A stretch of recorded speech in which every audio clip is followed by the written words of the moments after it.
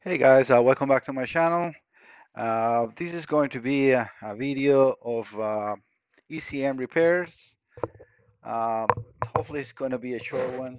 I'm trying to take my glasses out without taking well, actually, I'm going to keep it on, taking the microphone off.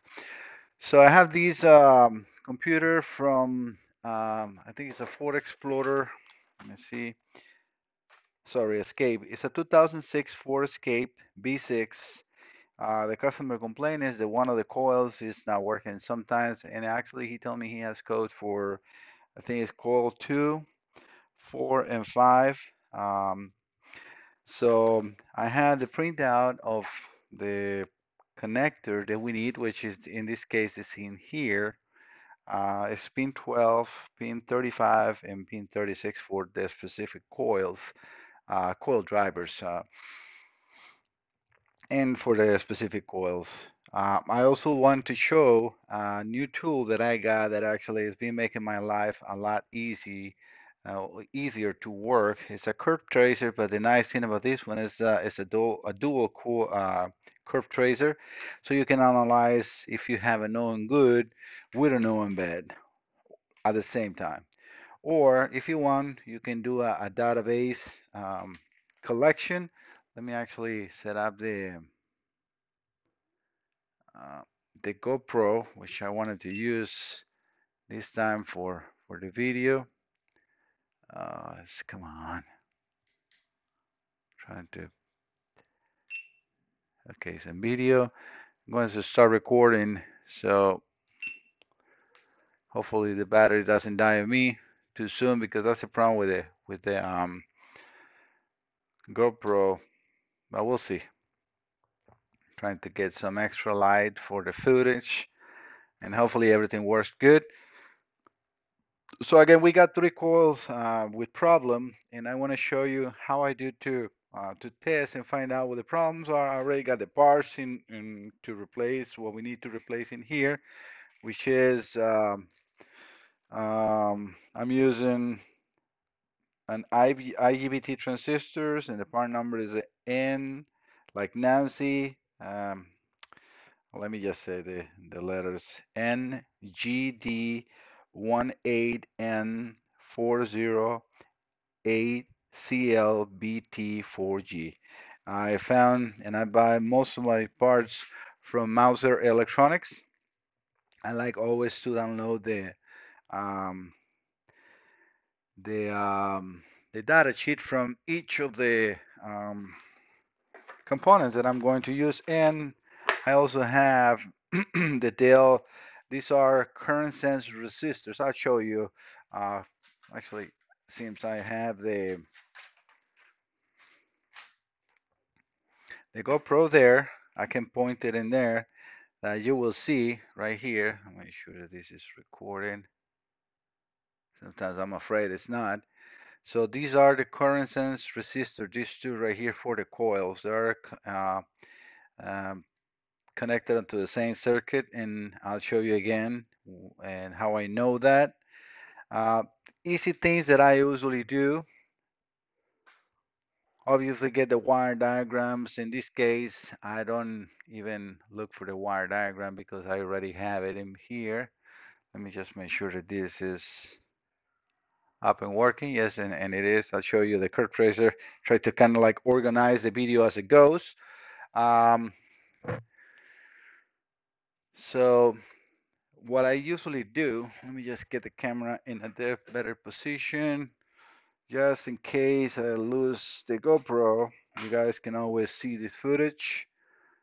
So trying to get you as close as possible and also to collect the information that I want you to see on the screen for the curve tracer, which is going to be right here, right? All right, hopefully that is good. I'm going to make the curve tracer down so you guys can see it better on the screen. I'm going to turn a couple of lights behind me away from the camera. So just bear with me. I think this actually is working against the other capture. Usually on videos it's Always happens like that, and still getting a reflection, a horrible reflection. So let me see what I can do with this. Trying to get you guys the best I can. I get you.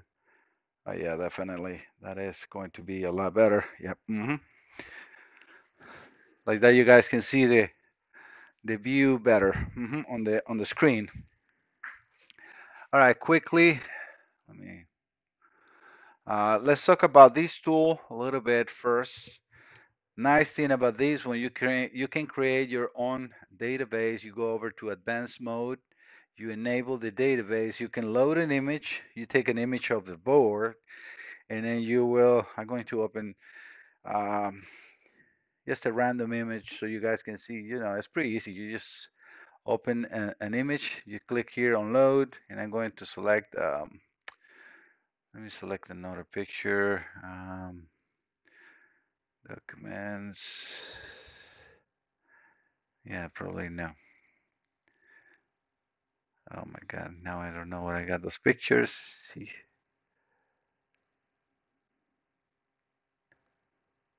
let me cancel and open again. Hopefully, yes, we are in the same place.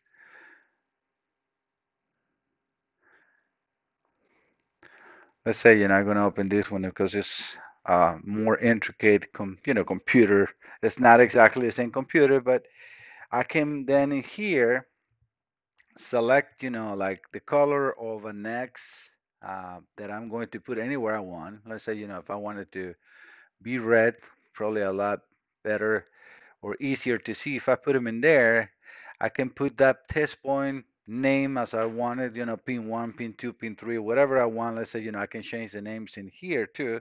So pin 1, uh, and that is going to be pin 1. Let's, again, we're not on the same computer, but when I click in here, and that is going to click to include the number, whatever number you put in here, whatever you touch, let's say, let me select something different.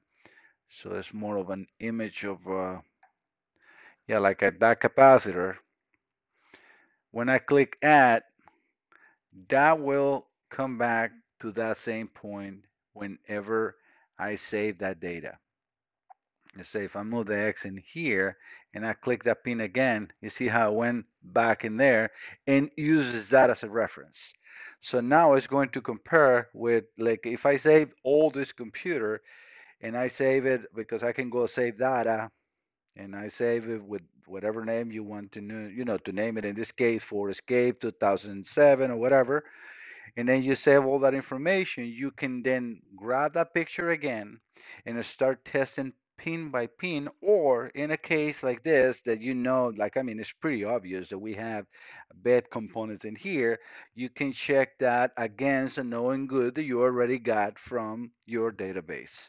So that's what is very important to, or what the most important part from this tool is. Again, I can also use two probes if I don't want to do that. I can, if I have a known good computer, I can go and check very quickly. And when I'm doing the test, and I want to show you that, if I do that test, I click in here in auto test, and I click into something else that is not, that same capacitor, it gave me a no good. When it's the same, I don't know. Oh, yes, what's right here? It's a pass. So when it finds the same signal, if it's the same, it will give you a kind of like a strip or a good sound, and then the no good when it is no good, obviously. So this tool is really, really, really good. Again, this image is not going to work for this because it's not the right computer. But I can always enable this. I can delete this one right here because I'm not going to use it. So I'm going to name it as, in this case, I have, these are O3 GW stamp on the IGBT. So I'm going to put O3 GWs, and I'm going to select pin 1. I'm going to go over to, in this case, we have These three are good. These three coils are working good, and these three are the bad ones. I already know that because I already tested this based on the numbers that we have failures of, the fault codes on the car. So pin one, I'm just going to select this one. I'm going to name it pin one. So that you just gotta leave it like, like a couple of seconds to stabilize the image and inject the voltage because one thing that I forgot to say, you need to test this with no voltage on the computer. And then now that I have that and I name it, I just click add. And it goes over to pin 2 because it's kind of like a follow the sequence. If you don't have a pin 2, then you change the name of whatever you're testing and that will work. But in this case, we do have a pin 2, which is, the center of the IGBT. In this case, I think it's open, and that will be an open. When it's an open circuit, that is an open image of a circuit, and then you'll see on pin 3 it's a short because it's referenced to ground. You see that will be pin 3, and then now I save the three images of the three curve trace images of those transistors. So if I go to a known bed, which I think is coil 2, um, I'm going to start the auto test. So I will go over to this first pin and it's going to spec that signal. It's no good. It looks very, very close, but it's no good. That's the first one that is not even close to it. I go over to the second image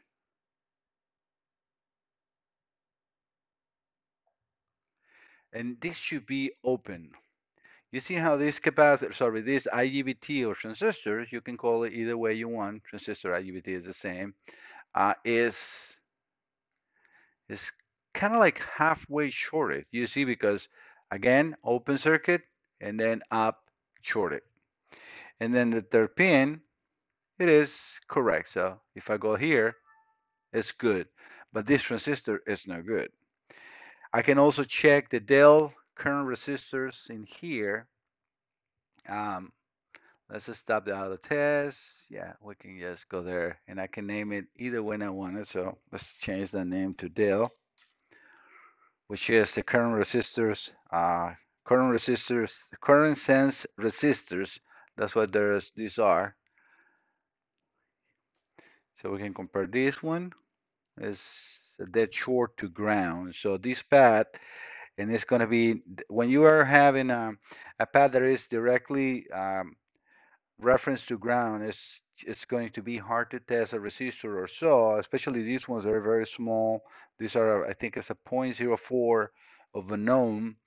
For this tool, it's just going to see a dead short. You see, like it might be a little bit leaning because that's the way a resistor will look. It's in a diagonal matter. But even this one with a hole it's still good. Like not really good, but it's showing it here as good. Let me see if I can see another resistor that is not a yeah, depends on how they are attached to the circuit. It's going to change the way that image looks. Because I was touching in here this Dell, which is another resistor, but maybe it's attached to a capacitor in here, and since the capacitor is going to draw more as a charge, it's the one signal that you will see. But again, it's very important not to really, oh, if it doesn't give me a diagonal signal, that resistor is bad. No, no, no, that's not the case. The case will be very specific to each computer. So if I'm testing in here and I can see that that image is in here and I'm testing another computer and it's giving me the same image, you can adjust the tolerance, and here I keep it at 3%, which I think and I found that it works really good. Then the component is good again. So that's how you test with this tool. So I'm trying to make the video as short as possible. How I found out that those pins are exactly the correct ones. Okay, again, I have the pinouts from that I preprint before 2006 Ford Escape, blah blah blah, right? So I go over to continuity. By the way, I like this tester. Oop, I got the flux and they're really good. But this one from Keysight is a U1253, sorry, 1253V is really good. It has even a Bluetooth, um, I don't know, attachment that you can see what I'm seeing on the screen, which it works really good. I haven't installed it on my new computer. I have, a lot of new equipment in here. But again, well, so testing the pins, continuity, right? So all we need to do is find out. So in here, I already know the pin 12. It's going to be really hard for you guys to see this in there because the pins are, very far and very small. But pin 12 is here, pin 34 is here, and pin 35 is here. The three coils, the three suspected coils. So I'm going to touch one right there. So that is definitely the driver that has a problem. So pin 12, that's coil 2. I'm going to go to pin 34, I think. 35. Yeah, pin 35. Pin 35 is the third one from the bottom up from those IGBTs, and that would be coil 4. And then coil 5 is next to 2.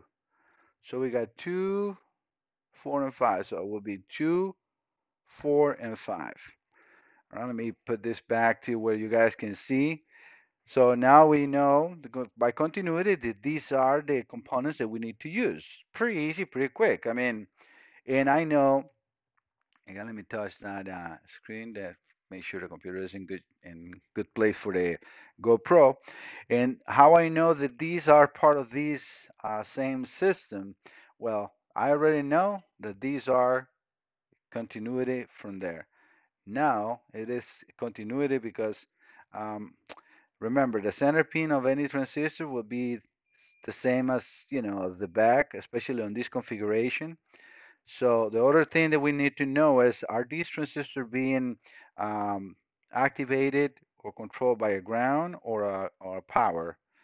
What is being fed, not controlled? That's actually, what are they controlling? A ground side switch, because that's all they are, switch, or a power side switch.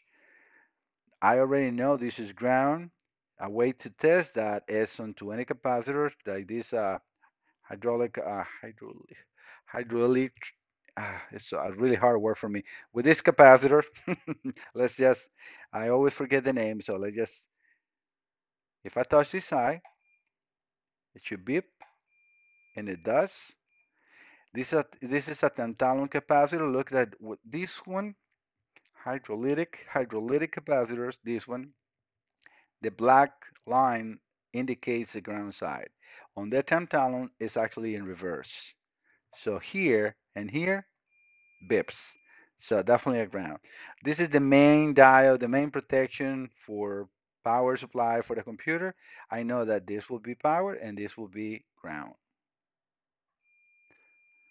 Perfect. So we know that that is a ground. So um, are these capacitors going to be activated by a ground? Yes. Yes. Yes. Yes. Yes. And yes. So the control side for the capacitor is positive. But what this transistor control is a coil, so it's a negative, and is then a P N P. Sorry, I'm saying that completely wrong. It will be an NPN. Why? Because I said we got three. Remember, in transistor you got either PNP or NPN. In IGBT truly, this is not considered correct because you have an N channel or a P channel, but it still works the same. So we have N positive, sorry, N positive negative. So what is going to be supplied from the collector to the emitter? It will be um, a ground, just to make it very simple. I'm trying, as I think, for the video and everything. So forgive me if I say something wrong. I will look for the correct base emitter collector and show you how it should be going into the transistor, but that is pretty much as we can see is going in here. So we know that these are N-channel transistors, and that's exactly what these ones are. These are N-channel, no, these ones, yeah, these are N-channels IGBTs. If I go over to, we can put this away. Oop, let me just go over to Mouser Electronic, which is one of my favorites in here, or already saved. So if I look into N NGD1 840 ACL BT4G.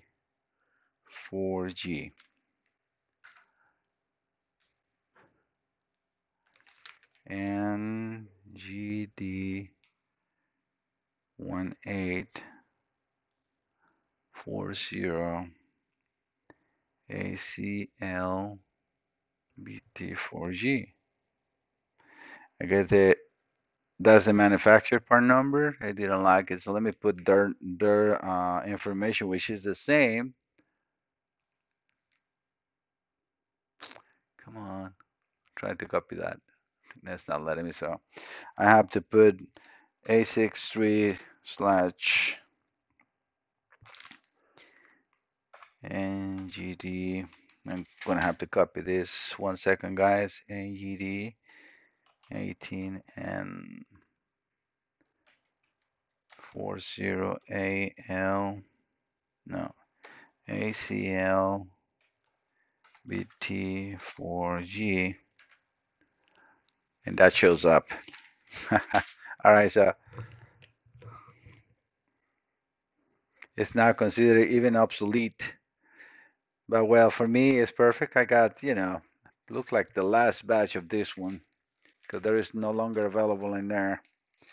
And that's what is hard to do sometimes on computers because, I mean, 2007, and I've seen even 2013s, the components that they were already installed in there, this manufacturer is going to use to whatever they have. They're not going to buy new ones from 2020. So when I'm going to look for them, they already doesn't even exist. So I got lucky and I got the last batch of these specific IGBTs, which I'm going to be very protective in the way I use them. Make sure that this is still recording, and it is. So, and this is what I get the data sheet or data sheet. All right, guys. So let's go over to a repair or the repair. Since I got the parts in here, I'm going to at least remove one. I got some new tools and a lot of stuff that I need to put away, but I wanted to share some with you because a lot of people is asking me, it's like, where are you? Why you don't share more of the classes? I want to share a little bit of how I do the testing on these computers. I like to put things away because otherwise you start getting into a mess. All right, that gives me more room to work. I got also a new simulator. I will show you a little bit before I finish the video that you guys can see that. So let's remove the Dell's current sense resistors. For that, I'm going to use this Hako. Why is that coming on? Tweezer.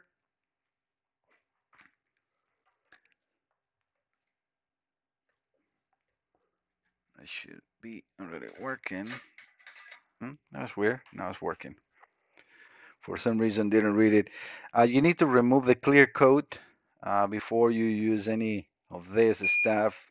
Gonna be a little hard to work with that camera angle in there. Oh, it's too big for this, so I cannot use this one. And if that's the case, I'm going to quickly change to my outer iron. Those nails are too big for even for that big tweezer.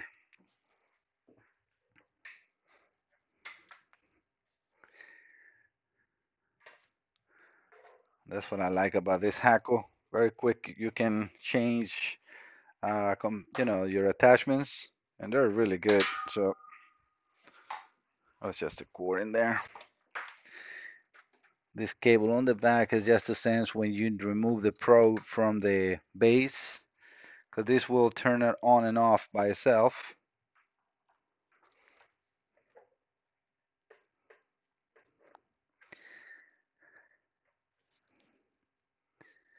Give me 1 second while I connect this, and I need to change the tip.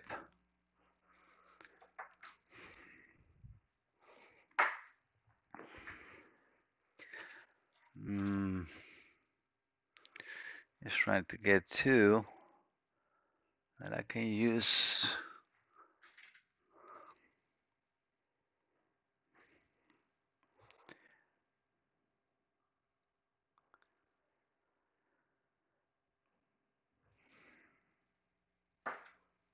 I guess I'm gonna use this angle chisel for here. Get this one out of here. This is just too small for this. The nice about having this in here is you don't really need the thermal pad in order to remove it. Always be careful when you're removing the tips on the hackle, because you might get burned. All right, now I can use the 2 irons to remove that dowel. You can actually do it with one, and I'm going to show you, since I'm using. I like to put a little bit of a flux on the component. That makes contact a lot better and faster. So I like to just heat up in here and lift the one side. Not all the way, but just lift the one side. And then use a tweezer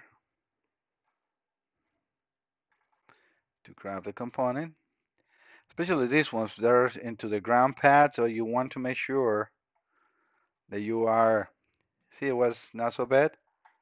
Grabbing the component before removing, and it needs to heat very quickly and very strong. That's what I use this one, and I use 840 Fahrenheit.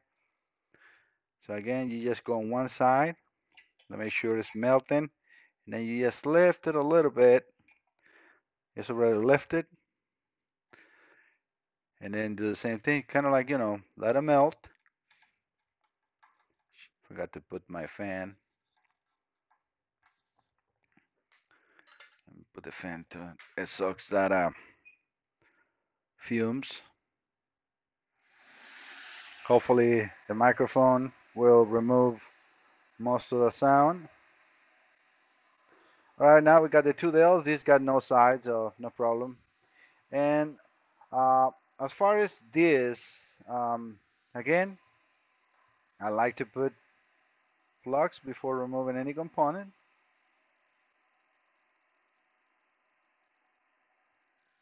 That will help remove the component very easy.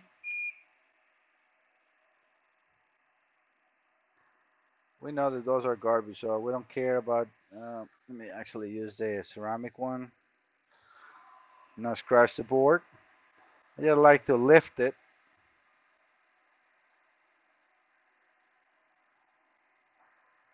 This one is broken. Perfect. But all I'm looking for is to remove it from the board. I don't care if they break or not.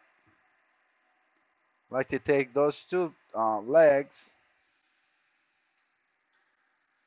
and then I use the other one that I have. I'll be in the same one here. Yes. In order to remove the transistor, I like to change this. I'm going to do it very quickly, if I can do it.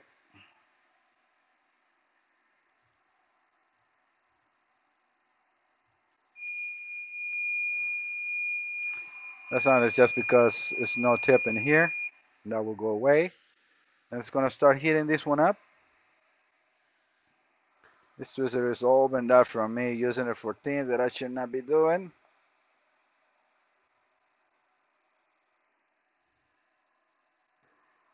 And the nice thing about this tip is so strong that I can just go in the back of the transistor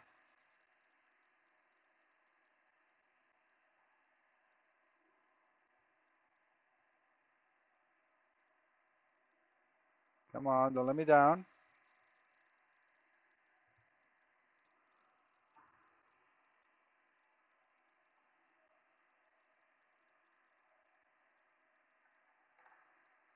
Trying to lift it just with this. These are very hard to remove because of the ground pad underneath. This is all a heat sink in here. So let me see what I see there first.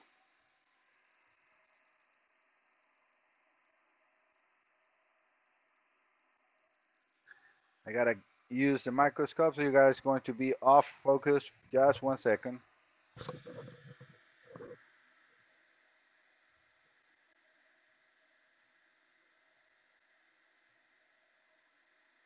Yeah, that'll look good. Let's try one more time.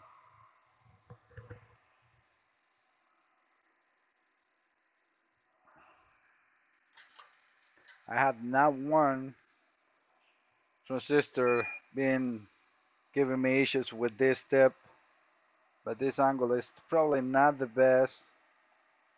Yeah, it's off. That was it. I was just not making the right contact in there. As you see, it took it like nothing. All right, perfect. So this is how you do it. Now what you need to do is clean this. I like to come, we don't need this big tick no more.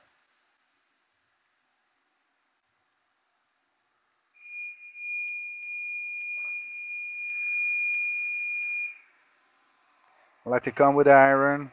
Just one more pass in here. And let's put some clean flux in there at the same time.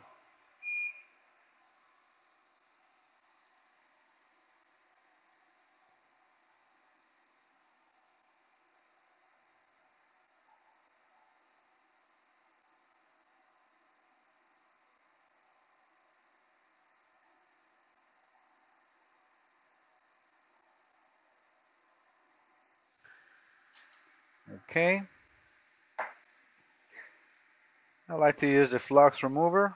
Oop, which looks like I had some in there from yesterday probably.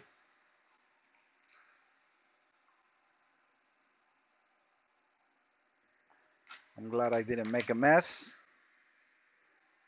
The good thing about the flux remover, it dries super quick. This is supposed to leave no residue.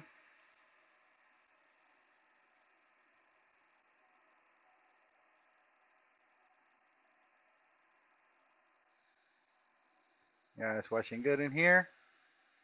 I hope this video is good. I've not been able to use this GoPro much.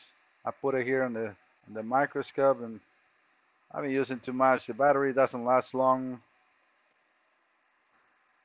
Now I have this better computer that I can do more editing or faster editing that I'm thinking on using the GoPro a lot more. So we'll see.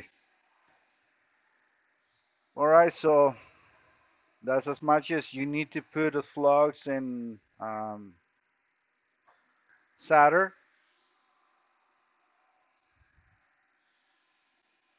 This one.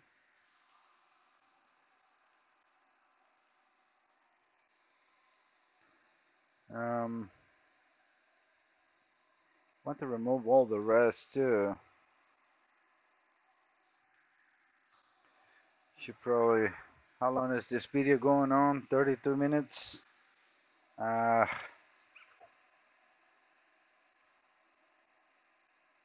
no, let's do it like this, because otherwise it's gonna make the video just so long for me installing parts that I'm not going to be showing you anything to learn.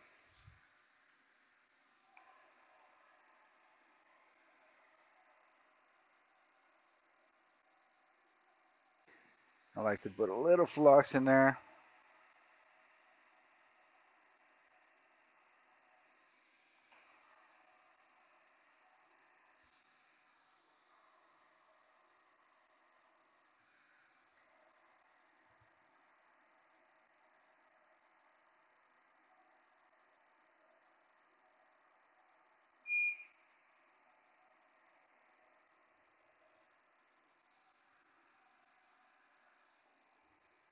And then you go to the back or on the back of the transistor.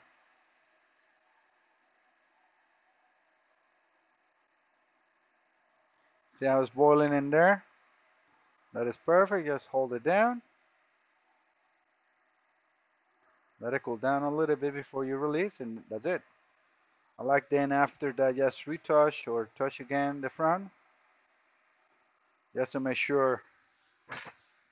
Looks like the left pad needs a little more solder, as much as I can see from the distance in here. And now we can just, put just a little more. And that should do it.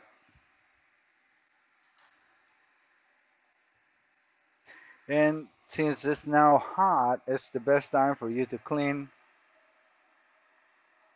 Don't leave the flux in here. I have flux and a spray and everything. So don't worry, this is just a quick clean. But if you leave that flux in there, it will dry up and it will be a lot harder to clean. Let me show you the flux that I have remover on a spray. Something is making a sound. I don't know what it was.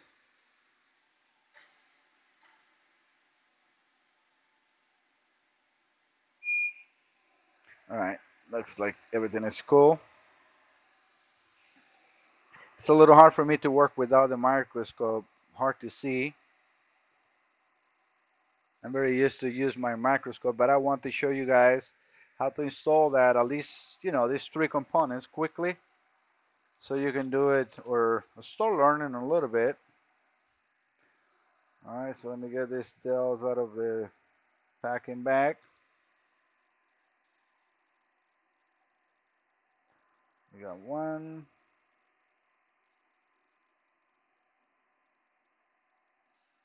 2. Put this here. They got no sides, so no problem either way you want to put it. And all you need to do is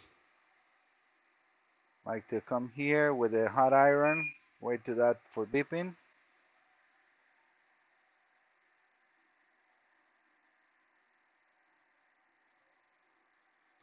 And this is going to take a lot longer to heat up because it's a ground pad. Hold it in there a little bit. Oh, I moved it before it was already cool.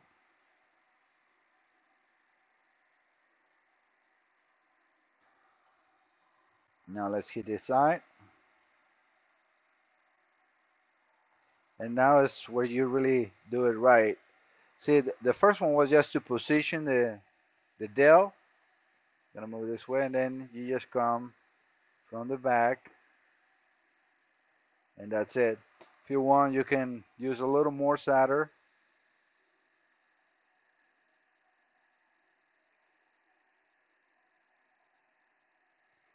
That's the way it should look.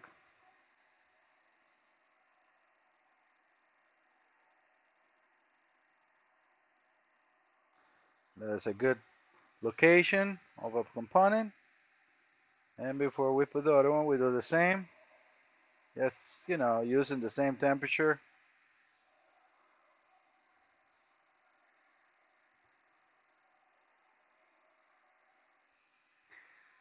Everything goes a lot harder when you're recording.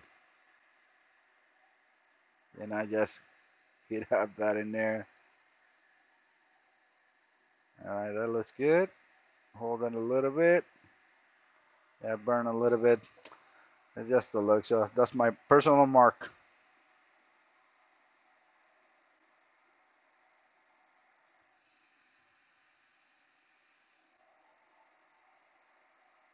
Hmm.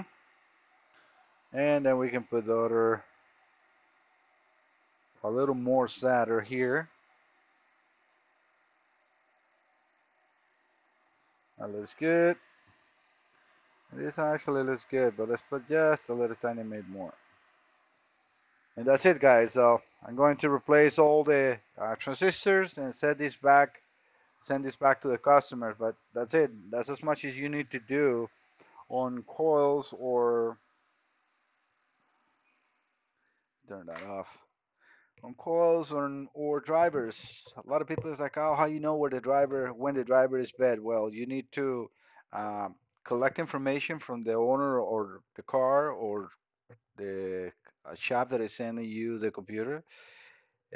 Which coils are not working? Go over to a diagram and get the pinouts, find out where the paths are going, and then see how much or how extended the damage is. Sometimes at this one, it wasn't as bad because it was just up to the actually the current sense resistor took the big hit and helped not damage the rest of the computer. I have seen computers that actually, burn a hole through, and those are pretty much not repairable.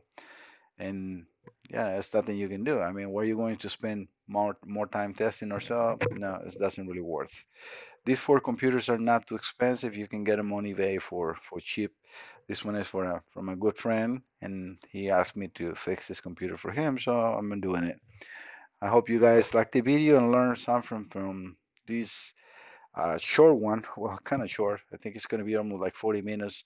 But I'm trying to short techniques and how to hold, how to replace, with tips you use, what tools I use. I mean, this is just the way it goes. It's really not a known science in here on how to repair computers. I have not found a book or a schematic from any manufacturer.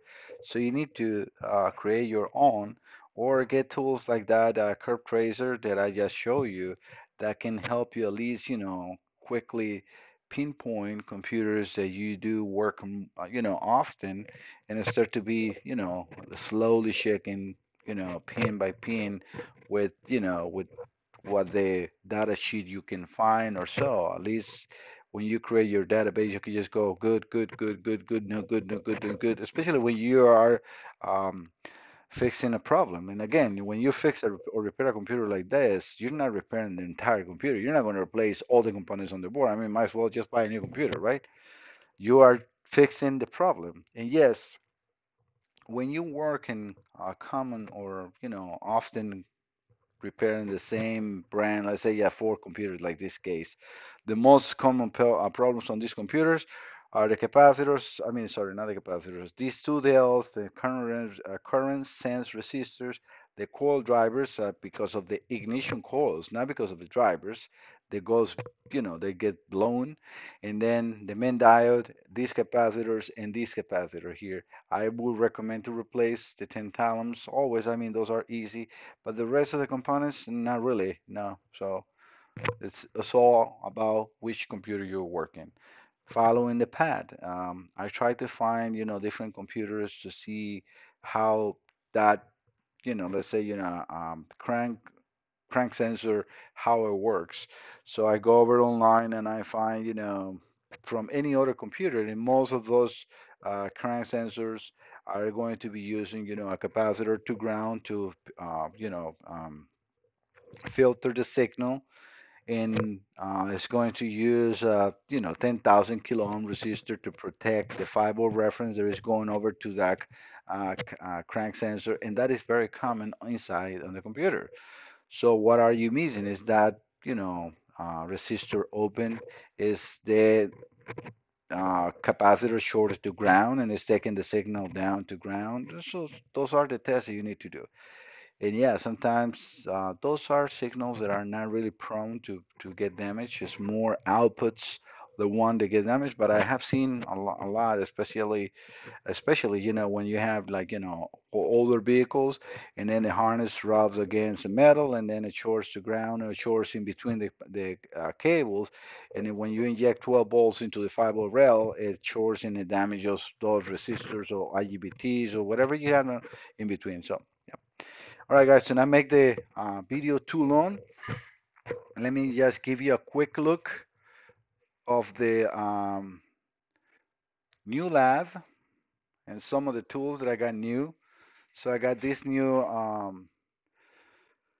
ECU simulator. The one that I still use to is this one on this side. These are for less intricate computers. And I have a new PC. This is the Aurora R11 from Alienware. It's a monster. I mean, it's a gaming computer. It has 128 gigs of RAM memory, 8 terabytes of hard drive, and it's 4 terabytes of solid state drive and 4 terabytes of SATA drive, super fast drive. It's an i9 10th generation, super super fast. I mean, I love it. It's my working horse. So, all right, guys, I see you next time. And oh, and I have also that exhaust fan that I didn't have before. That is that big filter thing on the bottom. Just to give you an update of what is going on here on the shop. All right, guys, see you next time. Thank you so much for watching.